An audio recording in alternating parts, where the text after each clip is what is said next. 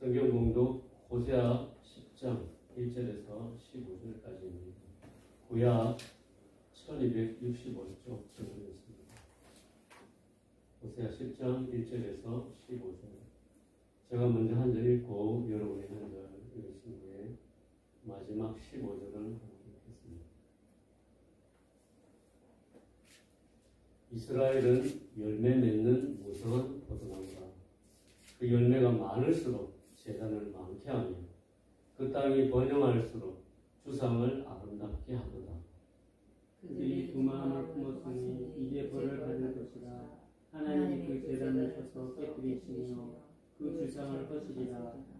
그들이 이제 이르기를 우리가 여호와를 두려워하지 아니하므로 우리에게 왕이 없거니와 왕이 우리를 위하여 무엇을 하리요 하리로다. 그들이 헛된 말을 내며 거짓 맹세로 언약을 세우니 그 재판이 단지를 위에 돋는 독소 같으리로다. 사마리아 주민이 베다웬의 송아지로 말미암아 두려워할 것이다. 그 백성이 슬퍼하며 그것을 기뻐하던 제사장들도 슬퍼하리니 이는 그의 영광이 떠나감이며 그 송아지는 아스르로 옮겼다가 인물로 야훼 왕에게 드리니 에브라임은 수치를 받을 것이요 이스라엘은 자기들의 계책을 부끄러워할 것이며 사마리아 왕은 물 위에 있는 거품같이 멸망할 것이며 이스라엘의 제곧 야인의 산당은 파괴되어 가시와 찔레가 그 제단 위에 날 것이니 그때 그들이 산더러 우리를 가리라 할 것이요 작은 산더러 우리 위에 무너지라 하리라. 이스라엘아, 내가 기브아 시대로부터 범죄하더니 지금까지 죄를 짓는구나. 그러니 범죄한 자손들에 대한 전쟁이 어찌 기브아에서 일어나지 않겠느냐. 내가 원하는 때에 그들을 징계하리니 그들이 두 가지 죄에 걸릴 때에 만민이 모여서 그들을 치리라. 에브라임은 마치 길들인 암소 같아서 복식받기를 좋아하나 내가 그의 아름다운 목에 멍에를 메우고 에브라임 위에 사람을 태우리니 유다가 밭을 갈고 야곱이 흙덩이를 깨뜨리리라. 너희가 자기를 위하여 궁리를 심고 이내를 걷라. 너희 묵은 땅을 비경하라. 지금이 곧 여호와를 찾을 때니 마침내 여호와께서 오사 궁리를 비처럼 너희에게 내리시리라. 너희는 악을 바꿔라 죄를 거두고 거짓 열매를 먹었나니 이는 내가 내 길과 내 용사의 많음을 고려하였음이니라. 그러므로 너희 백성 중에 요란함이 일어나며 내 산성들이 다 무너지되 살만이 전쟁의 불에 대단 맷을 무너뜨릴 것 같이 될 것이라. 그때 어머니와 자식이 함께 부서졌도다. 함께 읽겠습니다. 너희의 큰 악으로 말미암아 베델이 이같이 너희에게 행하니 이스라엘 왕이 새벽에 정령 나와내리로다. 아멘. 이런 새벽에 새벽에 오신 여러분들 주님의 은혜가 함께 하시길 축원드립니다. 점점 하나님의 말씀을 듣는 젊은이가 사라지면서 기독교의 미래가 암울하고 영적인 갈급함에도 무뎌지는 시대가 되어 하나님의 말씀을 통해서 영적인 필요를 채우려고 하지 않는 시대가 되었습니다. 마치 호세아 선지자가 사역했고 한참 물질적으로 최고의 번영을 누리고 있던 북이스라엘의 시대처럼 변하고 있습니다. 하지만 이러한 때일수록 하나님 말씀에 귀를 기울여야 하는 시대라고 생각합니다. 오늘 아침에 호세아 선지자의 말씀처럼 강단에서 울려 퍼지는 주의 말씀에 귀를 기울이며 시대를 분별하는 저와 성도님들이 되시길 주님의 이름으로 축원드립니다. 오늘 말씀은 호세아서에서 계속 이어지고 있는 북이스라엘에 대한 예언의 말씀입니다. 그런데 알고 보면 북이스라엘도 아수르에 의해 멸망하고 남유다도 바벨론에 의해 멸망합니다. 이 둘은 원래 한 민족이었고 야곱의 자손들이었지만 범죄로 인해 나뉘었고 결국에는 멸망하여 온 세상에 흩어져 살아가게 됩니다. 결과론적으로 보면 그 전에 하나님께서는 여러 선지자를 통해서 파멸을 경고하셨고 그들의 범죄로 약속은 깨어지고 나라는 파멸했지만 이러한 사실들이 도리어 우리에게 도움이 된다는 것은 한편으로는 감사한 일입니다. 그들이 어떻게 멸망하였는가를 보면서 현대를 살아가는 우리 또한 교훈을 얻을 수 있기 때문입니다. 신앙생활도 분명 살아계신 하나님과의 동행이기 때문에 우리 스스로가 빠질 수 있는 잘못을 미리 알고 대처할 수 있다면 그들에게 일어난 이런 일은 본보기가 되고 또한 말세를 맞는 우리를 깨우치기 위하여 기록되었느니라고 한 바울 사도의 말처럼 우리에게 유익하다고 생각합니다. 그래서 북이스라엘이 어떤 이유로 파멸의 길을 가게 되었는지 오늘 본문 말씀을 통해 살펴보려고 합니다. 1절 말씀을 보시면 북이스라엘은 열매 맺는 무성한 포도나무라고 말씀하고 있습니다. 좀 전에 말씀드렸다시피 여로보암 2세 41년 재위 기간에 북이스라엘은 최고의 번영을 누리던 시기였습니다. 그로 인해 북이스라엘은 그 어느 때보다 물질적으로 풍요로웠습니다. 그런데 물질적으로 풍성해질수록 그들은 더 빠르게 하나님으로부터 멀어져 갔습니다. 1절 말씀에 그 열매가 많을수록 재단을 많게 하며 그 땅이 번영할수록 추상을 아름답게 하도다 라는 말씀처럼 그들은 우상 숭배의 혈안이 되었습니다. 요즘 시대와 많이 비슷한 것 같지 않습니까? 요즘처럼 물질 문화가 번성하여 보고 듣고 맛보고 즐기는 시대가 또 있었나 싶을 정도로 번성한 시대인 것처럼 그때도 그러했다고 말씀하고 있습니다. 북이스라엘은 그 열매가 많을수록 더욱 우상을 숭배했던 것입니다. 하나님을 대신하는 모든 것이 우상이 될 수 있습니다. 그들은 하나님의 자리에 자기들이 원하는 온갖 것을 우상으로 만들어 채워 넣었습니다. 이러한 모습을 2절에서 하나님께서는 두 마음을 품었다고 하셨습니다. 물질적으로 풍성해지자 하나님보다 우상을 찾았고 그들의 마음은 두 마음이 되었습니다. 여기에 나오는 두 마음은 몇 가지로 해석할 수 있습니다. 첫째는 이스라엘이 하나님으로부터 분리되어 있다는 뜻입니다. 두 마음은 이처럼 하나님과의 분리를 의미합니다. 마치 결혼한 사람이 다른 이성에게 마음이 걸려 바람이 난 것과 같은 것입니다. 마음을 빼앗겨 다른 데 마음이 간 것입니다. 아내와 연합이 되지 않고 마음이 다른 곳에 가 있는 상태입니다. 마치 호세아가 결혼한 여인 고멜과 같이 말입니다. 두 번째는 이스라엘이 하나님에게서 떠나 하나님과 우상 사이에서 머뭇거리고 있다는 뜻입니다. 이 두 마음은 열왕기 18장에 나오는 백성들의 마음과 아주 비슷합니다. 엘리야가 모든 백성에게 가까이 나아가 이르되 너희가 어느 때까지 둘 사이에서 머뭇하였느냐. 여호와가 만일 하나님이면 그를 따르고 바알이 만일 하나님이면 그를 따를지니라 하니 백성이 말 한마디도 대답하지 아니하는지라. 이스라엘 민족은 바알과 하나님 사이에서 머뭇했습니다. 이것도 아니고 저것도 아닌 어정쩡한 상태에 머물러 있는 것입니다. 신자인지 불신자인지 도무지 감을 잡을 수 없이 살아가는 모습입니다.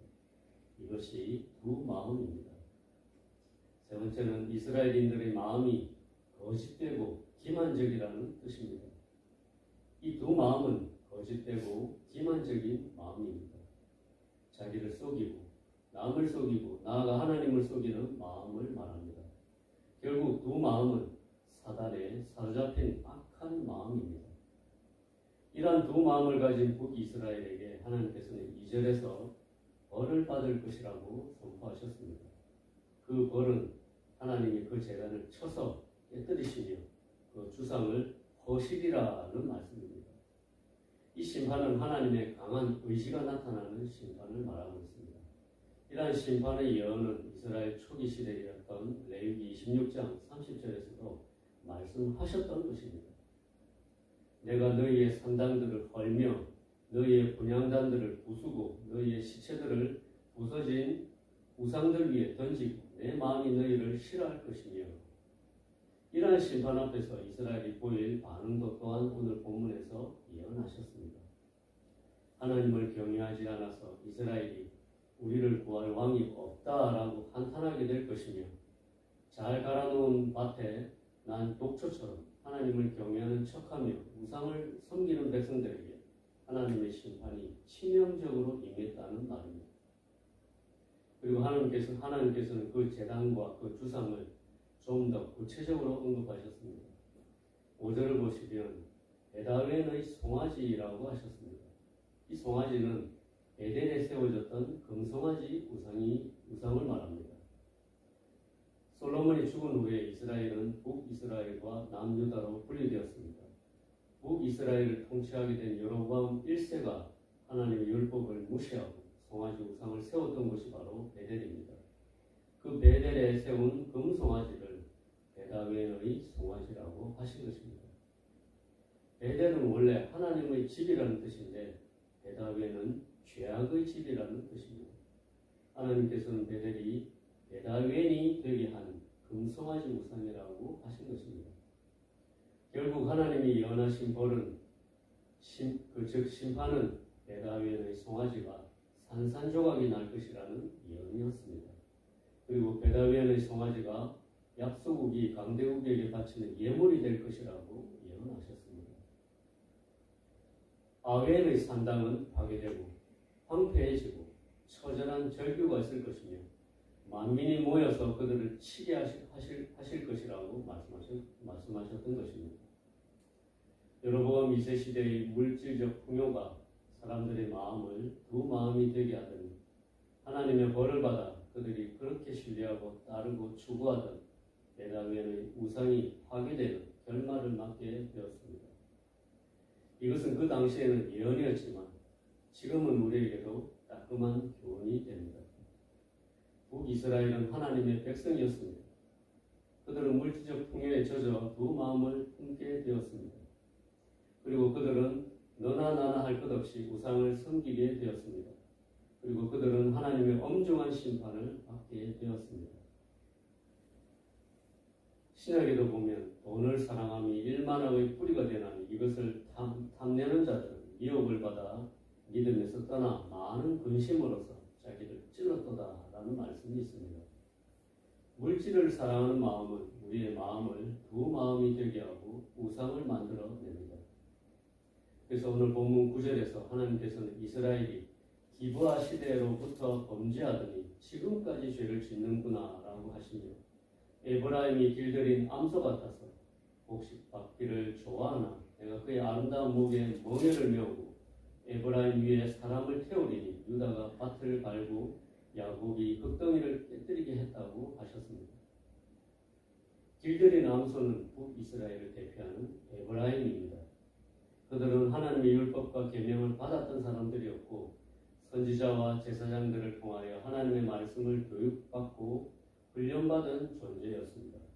그래서 길들인 암소라고 하셨습니다. 길들인 암소는 곡식들을 밟으면서 그 곡식들을 자유롭게 먹을 수 있습니다.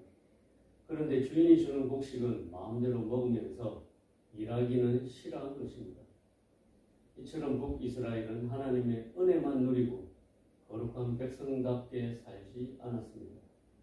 이런 이스라엘의 목에 하나님이 멍에를 메워 이방에 포로로 잡혀가게 하겠다고 말씀하셨습니다. 이스라엘이 두 마음을 품고 우상을 섬기고 있으니 묵은 땅을 기경하지 않는 그들에게 하나님이 멍에를 메워서라도 기경하게 하시겠다는 뜻입니다. 길들인 암소는 마치 교회를 다니는 성도와 비슷해 보입니다.